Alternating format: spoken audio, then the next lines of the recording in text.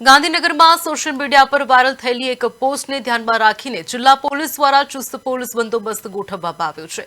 જિલ્લા પોલીસ વડા રવિ તેજા વાસમ શેઠીએ જણાવ્યું કે કોઈપણ પ્રકારની મંજૂરી વિના સત્યાગ્રહ છાવણી ખાતે વિરોધ પ્રદર્શન કરવાની અપીલ સોશિયલ મીડિયામાં કરવામાં આવી હતી, જેના પગલે કાયદો અને વ્યવસ્થા જળવાઈ રહે તે માટે પોલીસે અગાઉથી જ જરૂરી સૂચના વ્યવસ્થા ગોઠવી હતી।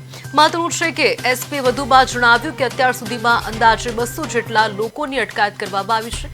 પ્રાથમિક માહિતી મુજબ મોટાભાગના લોકો આમ આદમી પાર્ટી સાથે સંકળાયેલા હોવાનું સામે આવ્યું છે।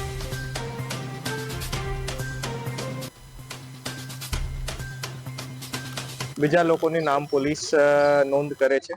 થોડી વારમાં હું બધી વિગત આપશે। સર, સીજેપી કોકરોચ જનતા પાર્ટી ગુજરાત એમનું પ્લેટફોર્મ પરથી પણ આ પ્રકારની અપીલ હતી કે આ પ્રકારનું પ્રોટેસ્ટ કરવામાં આવે।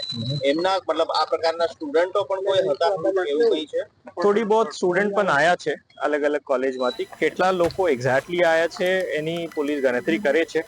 ડિટેન કરીને અત્યારે લઈ ગયા છે બધાને। થોડી વારમાં હું એક્ઝેક્ટ આંકડા